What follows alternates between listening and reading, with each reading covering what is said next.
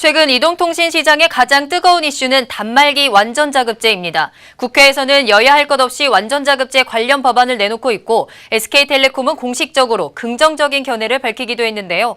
단말기 자급제가 시행될 수 있을지 관심이 모이고 있습니다. 관련 내용 취재기자 연결해 자세한 이야기 들어보겠습니다. 박주영 기자. 네, 광화문 KT에 나와 있습니다. 네, 가계 통신비 인하 대책의 하나로 국회에서 단말기 자급제를 도입하는 법안이 잇따라 발의되면서 찬반 논의가 가열되고 있습니다. 이번 국정감사에서도 뜨거운 이슈였죠? 네, 그렇습니다. 지금은 우리가 휴대전화를 살 때 대리점을 통해서 기기를 구매합니다. 그런데 단말기 자급제라는 것은 휴대폰 구매는 삼성전자와 LG전자, 하이마트 등 제조사를 통해서 하는 것이고요. 이 휴대폰 개통 업무는 SK텔레콤과 KT, LGU+ 등 통신업체가 맡는 것을 이야기합니다. 통신 3사는 사실상 휴대폰 판매에서 손을 떼는 것입니다. 통신 서비스 요금뿐만 아니라 단말기 가격 거품도 빼야 하는 것 아니냐는 주장이 나오면서 단말기 자급제가 언급되기 시작했습니다. 국감장에서 김성수 더불어민주당 의원은 선택약정 할인폭 인상과 보편요금제 도입 등 모두 다 논란이 되고 있다면서 이 같은 문제를 근본적으로 해결하려면 자급제밖에 없다고 강조했고요. 박홍근 더불어민주당 의원 같은 경우에도 단말기 완전자급제 도입 시 통신비 절감 효과가 대단히 크다고 이야기하기도 했습니다. 정치권에서는 대체로 단말기 완전자급제 시행에 대해서 찬성하는 분위기군요. 그럼 정부의 입장은 어떻습니까?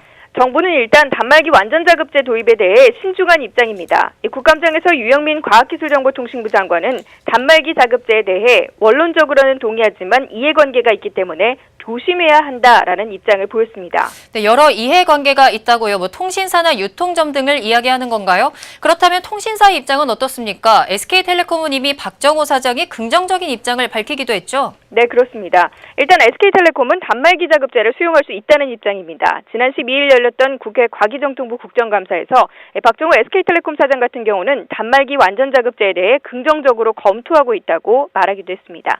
KT와 LGU+는 이에 비해서 신중한 입장이었습니다. KT 관계자 같은 경우는 통화를 해본 결과 단말기 자급제에 대해서 아직 이렇다 할 답변을 할 수 없다, 안 된다, 이런 입장을 정한 것은 없다면서 자급제 도입 시 통신업계 전반의 변화가 불가피하기 때문에 면밀히 검토 중이다라는 의견을 밝혔고요.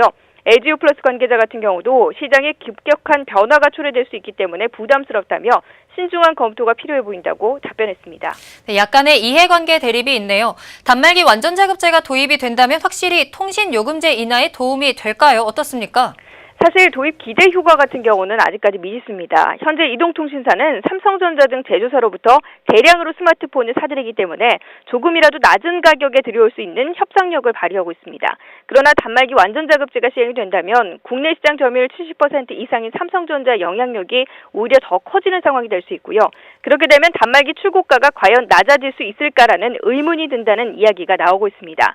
이미 애플의 경우도 수요와 공급 원리가 아닌 생산자 중심으로 가격을 설정하고 있는데 아이폰은 높은 판매 실적을 올리고 있고 기기값도 비쌉니다. 박정호 SK텔레콤 사장 같은 경우에도 애플은 아이폰 가격을 수요에 의해 정하지 않고 본인 스스로 책정하기 때문에 단말기 완전자급제가 도입되더라도 단말 가격이 내려가지 않을 우려가 있다고 이야기한 적이 있습니다. 그래서 단말기 완전자급제가 도입되더라도 부가적인 내용들이 함께 동반되지 않으면 실효성에 대해서는 장담할 수 없다는 의견들이 많습니다. 지금까지 광화문 KT에서 아시아경제TV 박주연입니다.